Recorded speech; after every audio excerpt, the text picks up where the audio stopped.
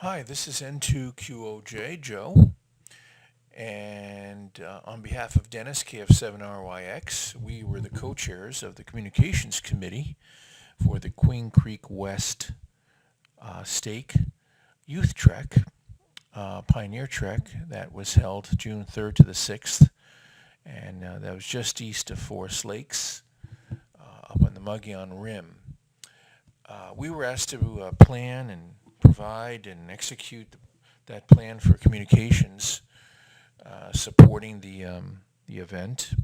That meant communication throughout the whole trek pull between committees and so forth. So even down to the mas and pas on the pull itself.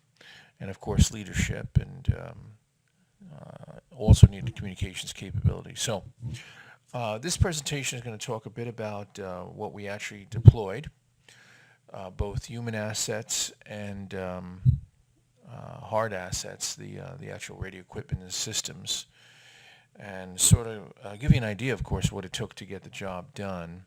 And then we'll discuss a bit about what we actually learned from this event. Um, the way the camp was structured, it was a 22 to 25 mile circuit. And what we wanted to make sure we did is had enough communication capability to cover the trek from the whole footprint of the trek. That was the goal. We didn't always achieve that, but that was the goal. The reason for that is you need to have coverage of the whole net. For people on the ground who were close proximity, they were all assigned simplex frequencies, but some committees and other folks, leadership needed to talk throughout the whole area.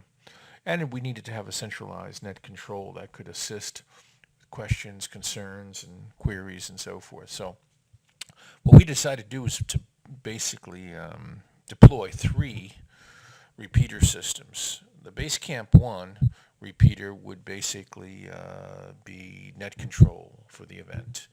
This is the one that you would call in if you need to get in touch with somebody. You were having an issue on your own frequencies, assigned frequency, or whatever the case may be. You needed to know timing of a certain event or when a venue was going to be turned on, or whatever the case may be.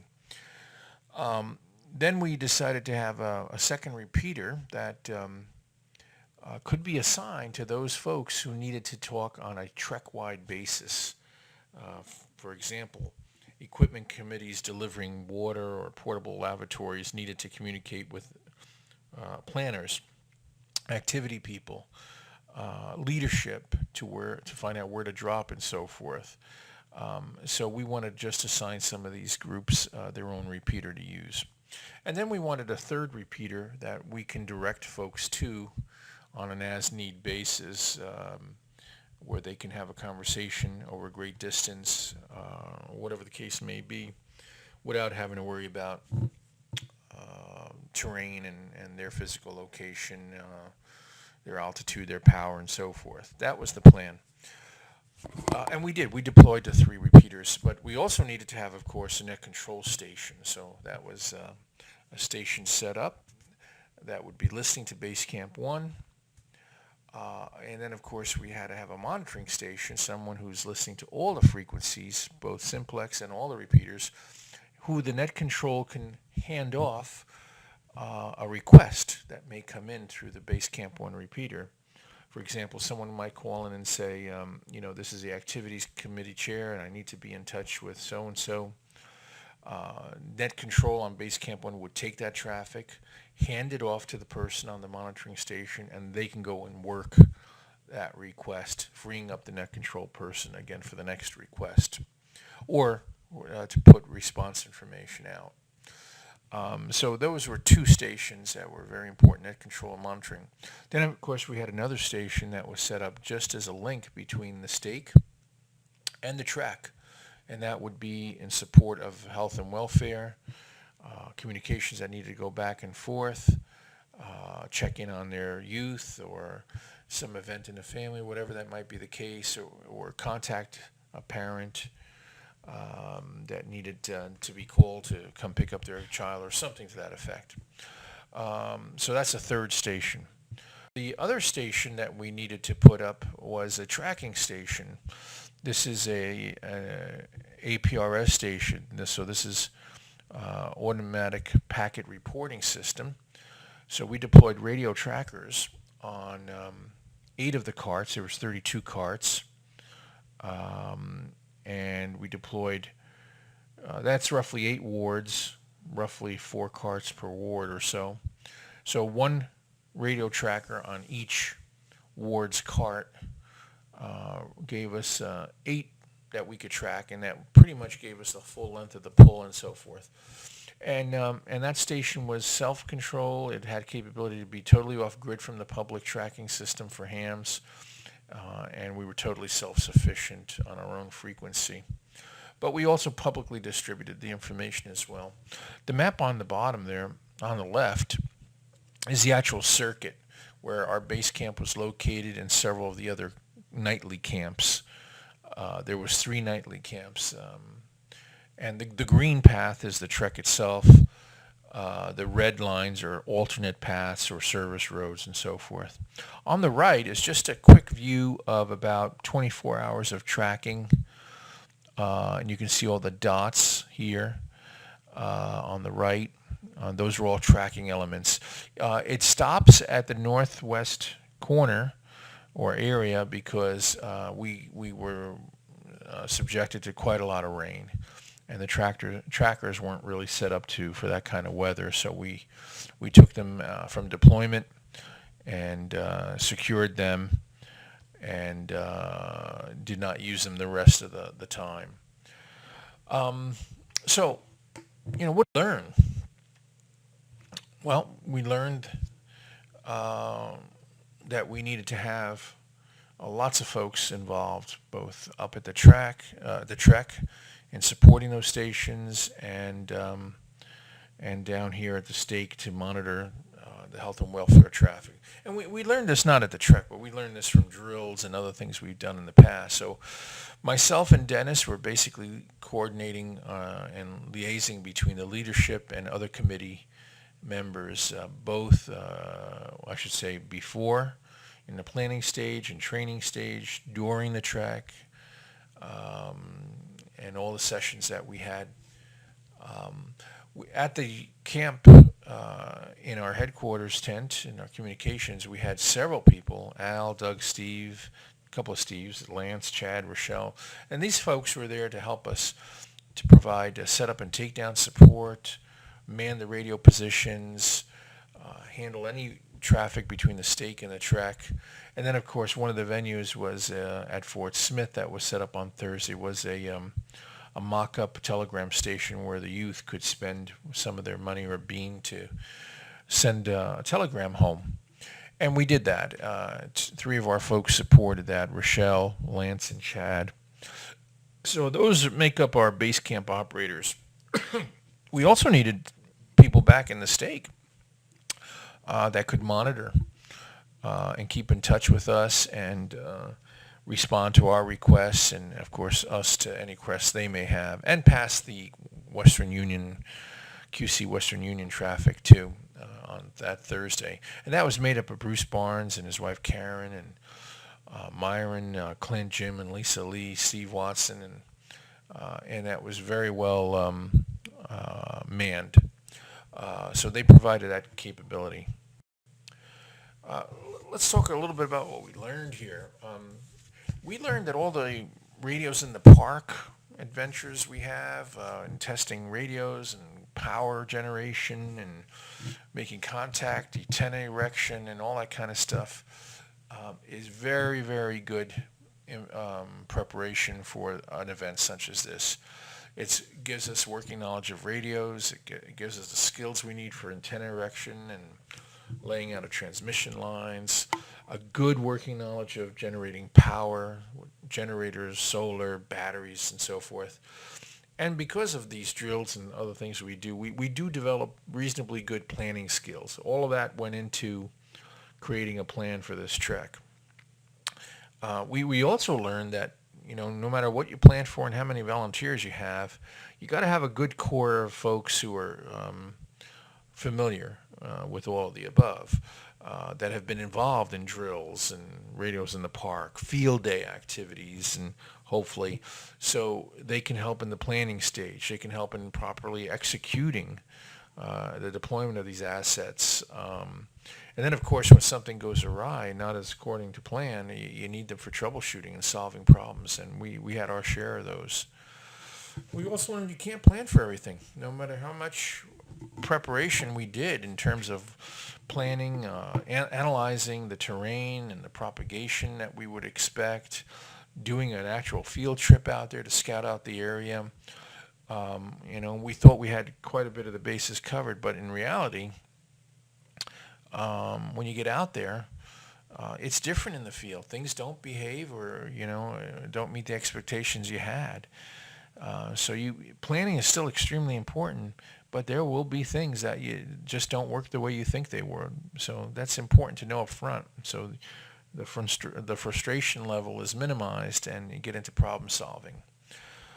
We also learned that with all the training sessions we put on, the handbooks created, the cheat sheets, nothing takes the place of hands-on before the event. You got to have some hands-on time, playing with antennas, playing with that radio, learning how to use it, coming on nets on a regular basis. For those who did all of the above, they found it much more easily adaptable in that environment to use radios and so forth. So we can't stress enough that hands-on prior to an event is so important. And you have to adapt. You have to absolutely resign yourself to the fact that there will be issues, things that don't work as planned, problems that creep up. It could be weather-induced. It could be the mission changes somewhat. Whatever the case may be, request comes in to do something special. You have to adapt, and we had many opportunities to adapt.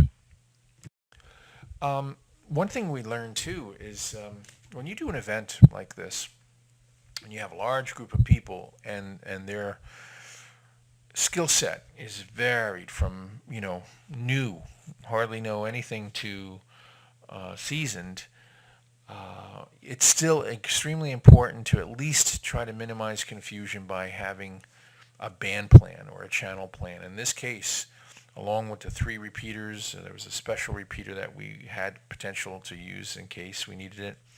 We had all the assigned frequencies and protocols on how to use these frequencies and repeaters. We had that all planned out in a handbook and in a band plan, which most people's radios were programmed to be exactly identical. So their alphanumerics, their channel names were identical. This makes it much, much easier in the field to tell a new person, go to channel 3 or rather than frequency numbers and so forth. But all the information was provided here. So a band plan or a channel plan is extremely important. At least it minimizes or mitigates potential confusion of different radios, different channel maps, and so forth. So that basically sums up some of the key issues, the key things that we learned. Now, just a few pictures to share with you. This was a mock-up of the telegraph station. Obviously, it doesn't reflect an 1850s vintage, tick, tick, tick type of clicking. This was more of a tone oscillator based, but it was on a wood platform with the logos of the Trek, and of course the little twist on Western Union. QC West is our stake, and QC Western Union was the result here. But it worked out very well. 20 kids took advantage of this and sent messages to their loved ones. This is the actual command tent. Consists of a 10 by 20 lodge and 2 10 by 10 easy ups that were joined together. The right side of the lodge is all radio equipment and large screen TV for presentation of the tracking. Google Earth was used extensively for tracking and determining terrain and so forth, for making adjustments in the pull, for the woman's pull, things like that because of weather. And on the left side, those easy ups were basically based with tables for eating and at night allowing conferences to be held. Every night the leadership, the stake leadership would have a wrap-up meeting of the day's events and a planning meeting for the next day. Here's a shot of what it looks like on the inside with it facing the two easy ups with the end open. Right now, this is in communications mode during the day. No one is using that area. On the right there, next to Steve with the cap on, with the hat on to the right, not the cap, the actual hat, is a 42-inch screen that presented tracking information and also Google Earth and weather and so forth, which came in very handy. This is what it would look like closed up at night when it was filled with stake leadership, executive committee members, and reviewing the day's events, mitigating any issues and for the next day and so forth. And it was used quite heavily, and we provide lighting and so forth for them, and they were very comfortable and added the elements for that. Here's three of our folks. At first glance, it looks like, some sharecroppers joined us on vacation next to the site, but it actually turns out to be Dennis on the right and Steve Allward in the middle and Al Spencer on the left, taking a little bit of a break. Here's a blurry picture showing the net control station on the right, a couple of repeaters, three repeaters on the left, and Al is still playing with his phone there or something, his radio. Kind of blurry the picture. That's because we were always in motion. Never a dull moment there. This is the other side of the room. You could see this is the stake to trek monitoring station. On the left of it is a 3,500 watt inverter that was used for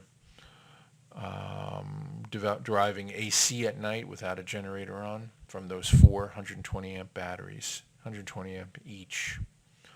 At night, these tables are literally full of handheld radio chargers and tracking chargers and things like that. Of the trek, a few things we learned. Appreciate you listening in. This is N2QOJ Joe, and I hope you enjoyed the presentation. 7-3.